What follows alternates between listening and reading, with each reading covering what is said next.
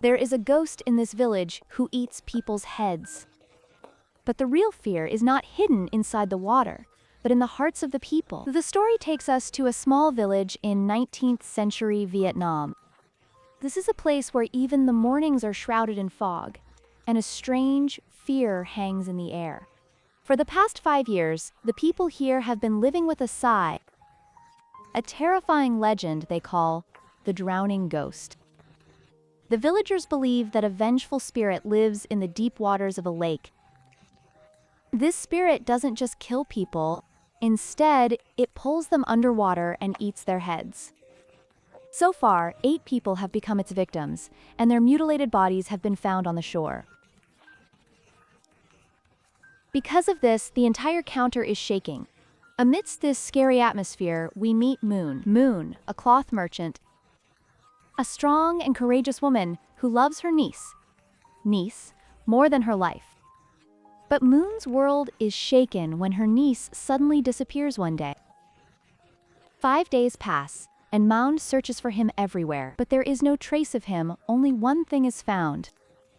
One of her slippers, a pair of Nike shoes, was floating on the shore of that same ominous lake. The villagers and the district chief there, we immediately assume that this could also be the work of Drowning Ghost, and he too might have killed this girl. He must be the caretaker like the others, because everyone thinks that this could only be the work of a ghost. The chief forbids his soldiers from searching for the child, saying that that it is not just a matter of her choice, but Mon refuses to accept this. She believes in logic. She cannot believe anything with her eyes closed.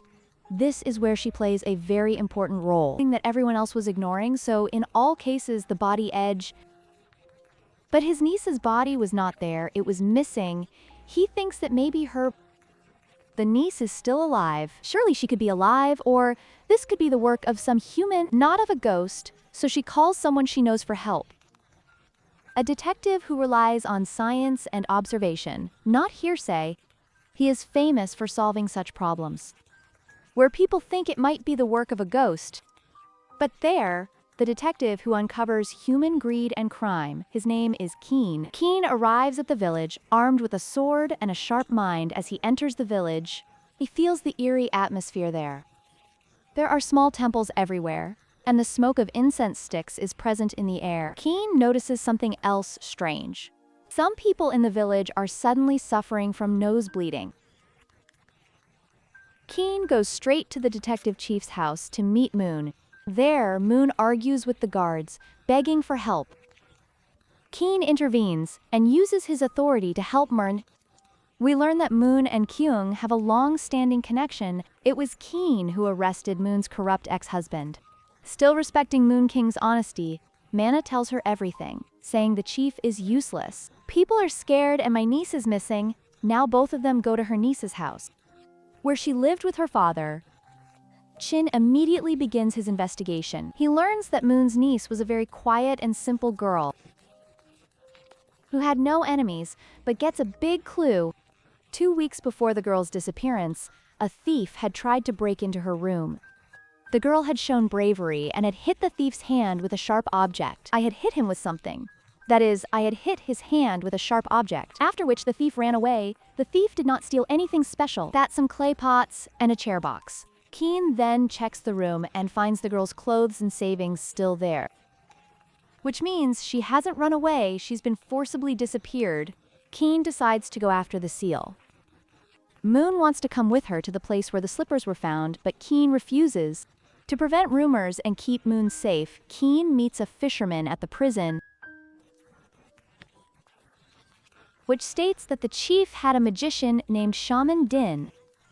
He was called to clean the village.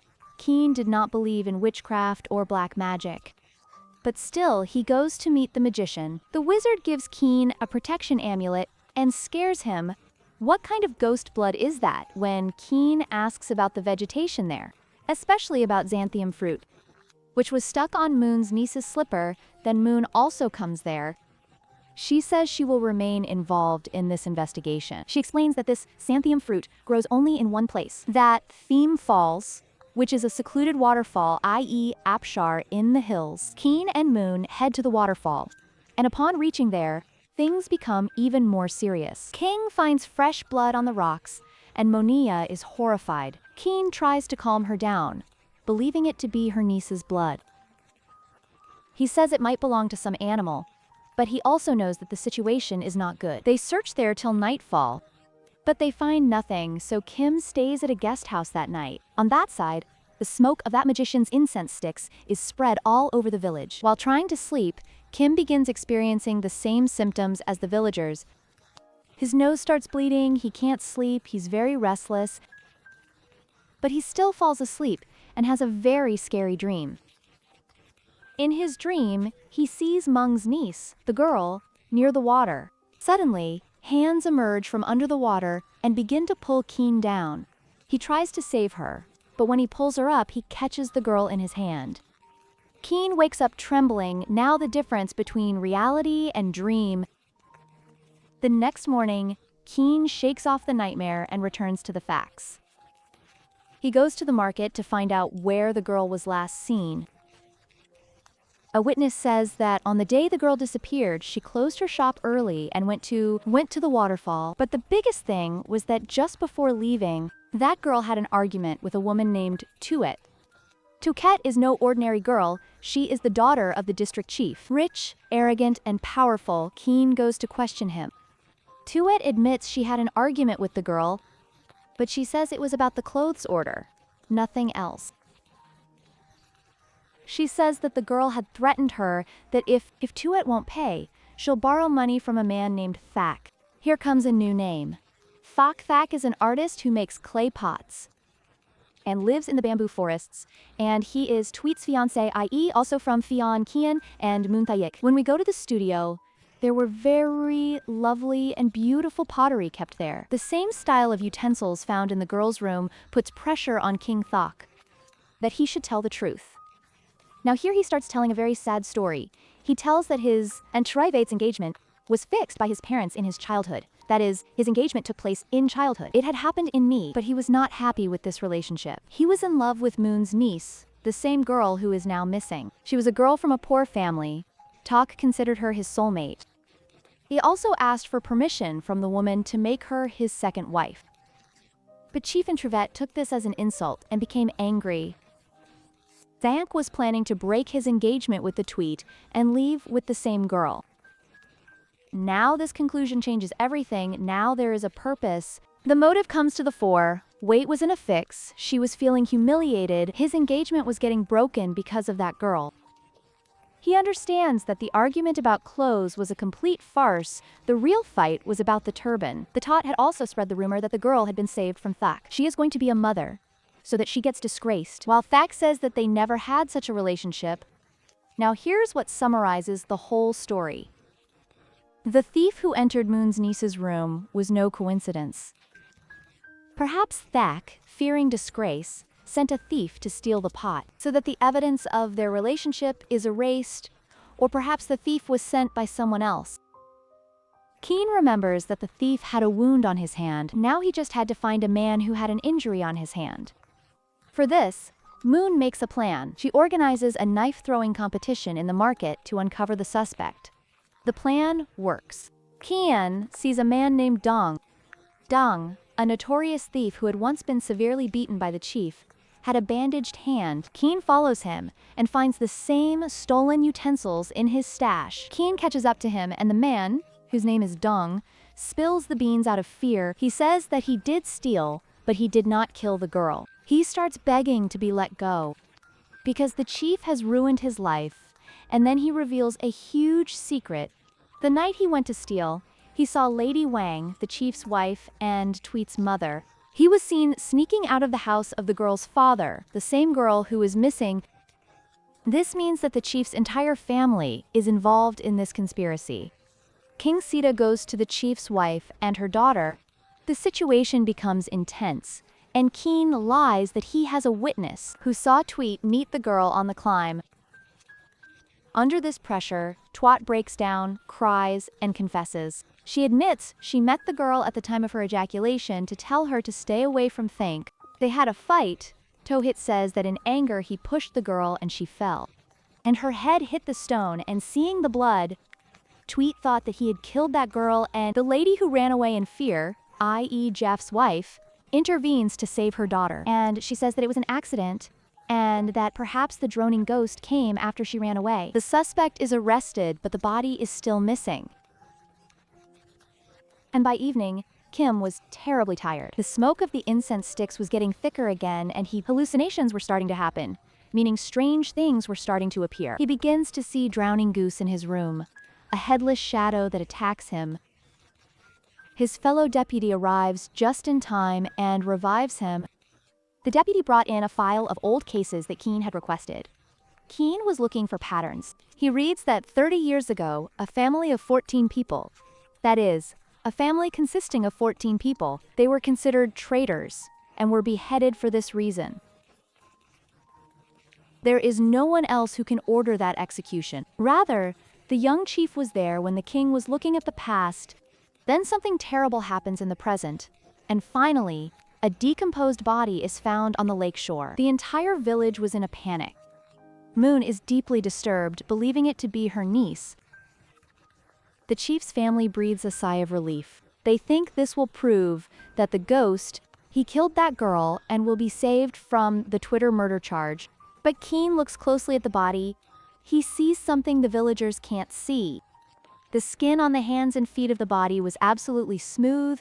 There were no wrinkles in them. If someone stays in water for a whole week, he should go to the head. Moreover, the head was cut off in one stroke with a sharp weapon. While the earlier victims were badly mauled, he realizes that this is not that girl or Nimun's niece. This is the fresh corpse of some other girl, dressed in that girl's clothes and planted there. So that the case is closed. If this body is fake, this means that the girl, Moon's niece, is still alive.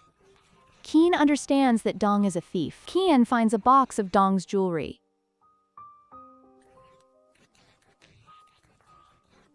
He discovers that Dong and a maid from the chief's house are in cahoots, blackmailing Lady Wang.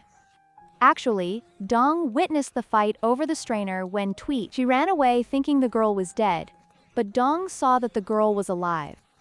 But she was unconscious. Instead of saving her, Dong hid her in a cave so that she could become the chief's wife. Dong threw the slippers into the lake to make the ghost story seem real, and later, in it, he killed an innocent girl and placed a fake body there so that he could get evidence from the lady. The lady was able to take a huge amount of money in the name of eradication to save her daughter and her honor. She agrees to give Dong the money, but secretly she plans to kill him. She had made a plan to go into the jungle with a bag of money. Kien and Mon secretly follow her. They follow him to a cave where Dong Ne finds Moon's niece. That means the girl was tied up. He brings him out, and the lady, the chief's wife, tries to trap Dong, but things escalate and violence breaks out. King appears, Dong attacks Kien with a sword, and the two engage in a fierce fight. Kien, still under the influence of the poisonous incense, was having a hard time fighting because he was seeing ghosts every now and then. Meanwhile, Lady Wang Mo sees her and tries to kill her to stop the story. Monhan should be finished forever with Lady Wang like a lioness for his niece. It fills up at the very last moment when Dong Kien is about to kill Kien. He uses his brain and pushes Dong, who falls back and gets stuck there. The girl Moon also manages to control Lady Wang and dies after falling on spikes. She eventually escapes. The police arrive, and Lady Wang and later Tuvet are arrested for their crimes. The kidnapping case is solved, and it also gets solved. The girl, Moon's niece, and Moon are reunited. The true colors of the chief's family were revealed to everyone. But Kim is still not convinced that the droning ghost is the real deal. But the mystery of the drowning ghost and the deaths of the previous 8 people remained unsolved. The last case with the fake body was clear, but what about the other 8? Kien returns to the incense, takes a sample, and goes to a doctor.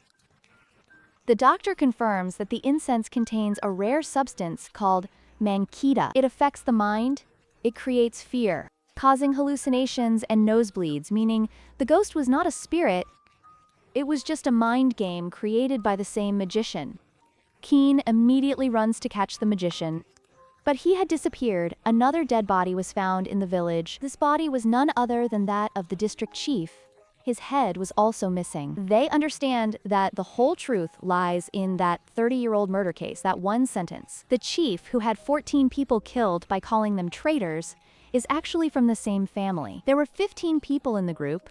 One child survived, who hid and watched his entire family die. That child grew up to become a magician and returned to the village not to save anyone but to destroy them. He had come to do this, and he intoxicated the entire village with that poisonous incense stick. They were afraid, and kept them in confusion.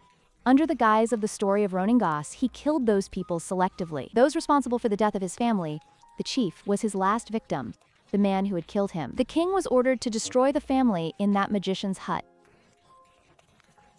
You get the cotton of a cold jacket. He realizes that he has fled to the north, where it is cold. The movie ends on this scene, while Kien and his daughter ride on horseback and head north. They are going to catch the serial killer who took the help of a ghost to complete his bloody revenge. This was no ghost story. It was a horrifying tale of human pain and revenge.